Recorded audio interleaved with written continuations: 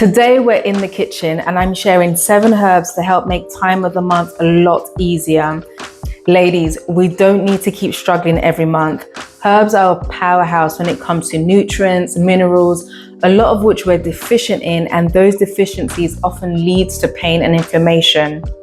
Think of herbs as your multivitamins. They're easily accessible, they're inexpensive, and a lot of the time when compared to over-the-counter medications are a lot more effective, but without all the side effects.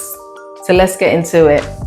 So I have to be honest, I have a slight issue with the term anti-inflammatory because anti kind of suggests something negative. Instead, what are we actually trying to achieve? In this case, we're trying to support your body and nourish your body so you're always in a state of healing and of repair. So what does inflammation even mean? We say it all the time. What does it actually mean? Inflammation is just your body's response to an injury or infection. So say for instance, you fall over and injure yourself or you get an infection, your body will initiate a response in order to deal with it. So it will increase oxygen to that area, increase blood flow to that area in order to initiate repair, to heal that area and to reduce pain. And pretty much most herbs will have some level of anti-inflammatory effect to them because herbs are specialized foods and herbs always help to nourish your body. If you're in a state of being nourished, you've got the minerals, the fuel, the vitamins, things that your body needs to cope with life, you're more likely to not be in a state of inflammation and therefore reduce your likelihood of being in pain during the time of the month. So firstly, I'm going to do a medley of 3 of my favorites: peppermint, chamomile, and rose. So if your uterine muscles are relaxed, oxygen flows a lot better. That will help to negate any pain that you're feeling. So next of which is rose. Rose is one of my favorites, especially if you're someone who gets moody during the time of the month, or you have a lot of PMS, you're quite anxious, you're quite teary. Rose is one of those ones that just has a way of just soothing you and just kind of just holding you from the inside. You have to try it, and if you have tried it, do let me know in the comment section how you find it. Next up is chamomile. Chamomile is one of those ones, I mean, I've used it on babies, but it's just as effective on adults as well. It's gentle, but it makes a difference. And just to let you know, so this is just an infuser cup, and then just pour.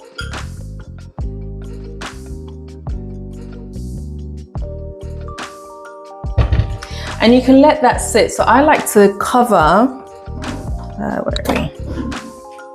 like to cover my teas, and I would leave that, just let that infuse for like 10 minutes, and that's pretty much it. So I've got peppermint there, rose, and chamomile. It helps to tone the uterine muscles to kind of just reduce any spasms that happens during the time of the month. Now, next up is one of my favorites, which is cinnamon. Now, during the time of the month, the lining of the uterus breaks down and it sheds in order to get rid of that lining. That lining is what would have been there to grow a fertilized egg. When you don't get pregnant, that lining sheds and the cycle continues. Cinnamon is one of those ones that helps to reduce the level of prostaglandins. That's the chemical that actually causes the muscles and the blood vessels to contract in order to shed that lining. So similarly, what happens with women in labor, they have prostaglandins, and that's what helps to keep the labor going and the muscles contracting in order to birth the baby. I'm going to put like 3 sticks inside. The longer you brew it for, the sweeter it gets. So do it to your taste.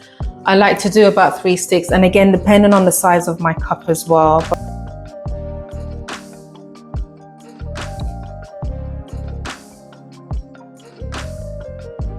Okay, so that is your lovely cinnamon tea. It also helps to reduce things like bloating, the nausea that sometimes comes along in the lead up to your period. It's a great one to have around. Sometimes I will brew it for like the whole day, and then I will just tip it into my flask that I'm going to use the next day. So even if I have a crazy start to my shift, let's say I'm on labor ward, sometimes as you're coming in, like there's someone who's giving birth at the door, at least if I don't get to eat breakfast, I can at least have a sip of the cinnamon. It's sweet, it's relaxing on my gut. It gives me energy as well to start my shift. And sometimes I might be there for 14 hours, even though it's a 12-hour shift. So it's a great one to have on hand and just one of my personal favorites. Yeah, so that's cinnamon.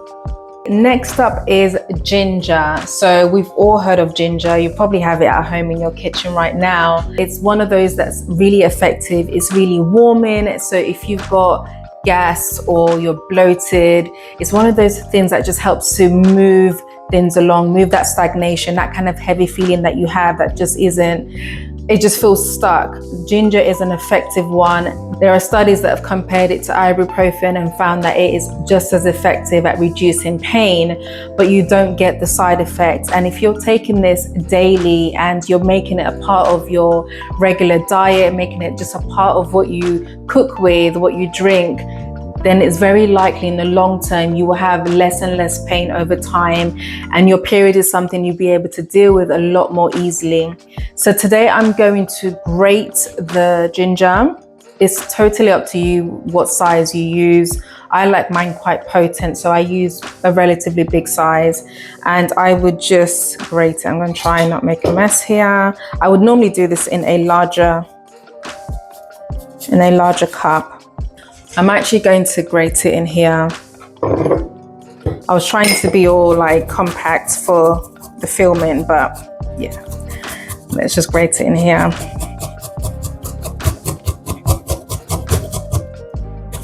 Talk amongst yourselves.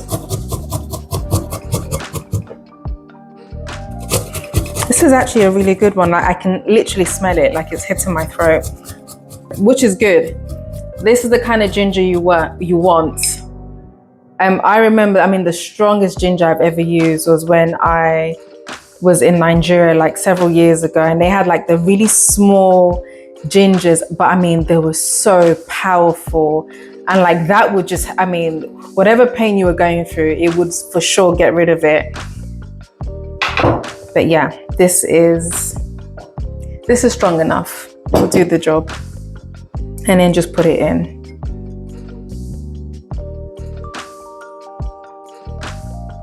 Okay, and I've basically got that much worth of ginger. And again, you would just top up with water.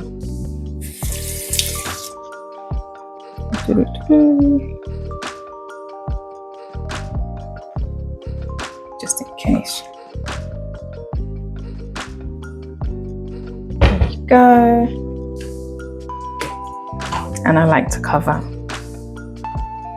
And that's it. That's your ginger tea. You can add lemon to it. You can add honey. Just make it work for you. You know, herbs are there to be enjoyed.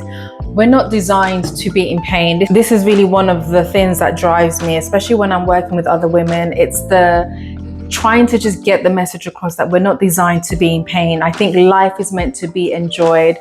There's so many day-to-day struggles and hurdles that we have to contend with anyway.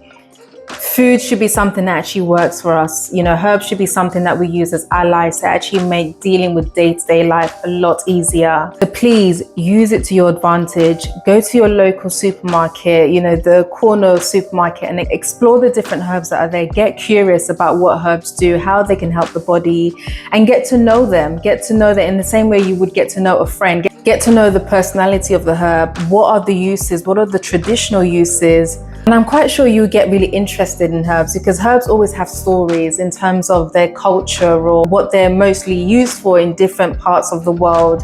Herbs always have just interesting stories. So I love making herbs. I love using it as part of my day-to-day life. So this next one is one that not often talked about when it comes to menstrual cramps, although you hear a lot about it in the kitchen when cooking and just making some delicious foods.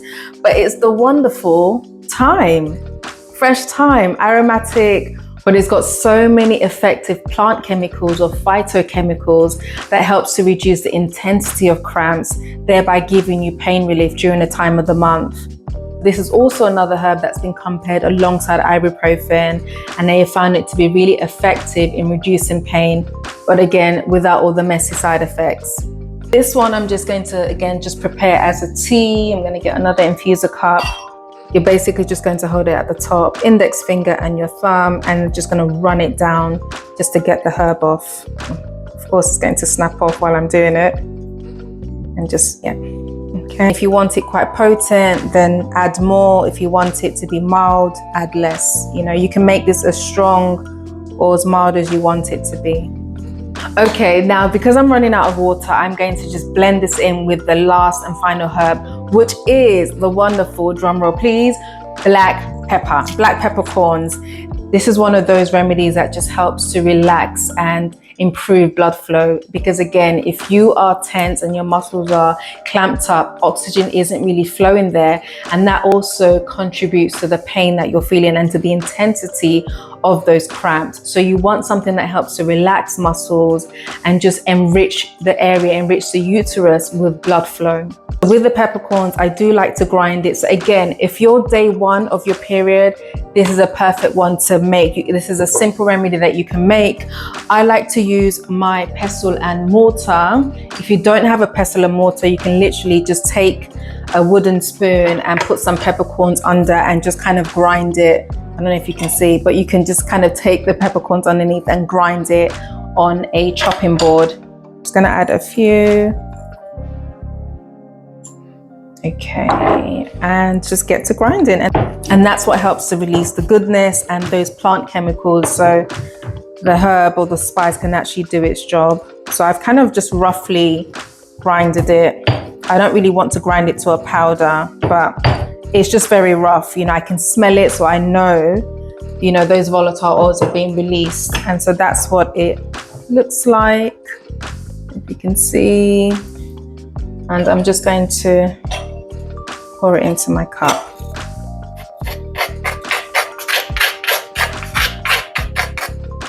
Okay. And then add the last bit of my water.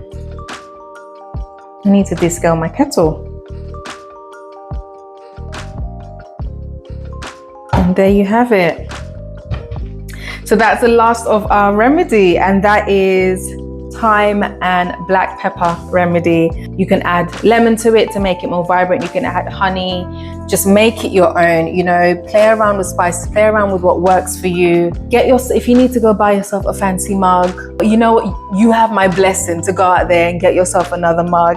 If it means you take more herbal remedies, if it means that you get to look forward to making herbal remedies during the time of the month, then, you know, do what you need to do.